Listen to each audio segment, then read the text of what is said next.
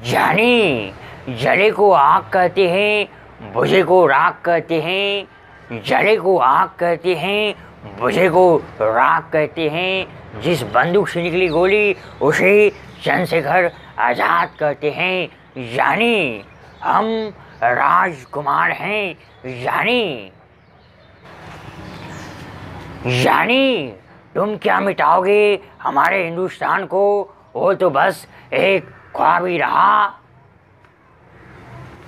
और हिंदुस्तान को मिटाने वाले खुद मिट गए। और मेरा हिंदुस्तान जिंदाबाद था, जिंदाबाद है और जिंदाबाद रहेगा। जानी, हम तुम्हें वो मौत देंगे, तुम्हारी आने वाली नस्लें भी मौत को सुनकर गंजे पैदा होंगे। जानी, हम तुम्हें मारेंगे और ज़रूर मारेंगे।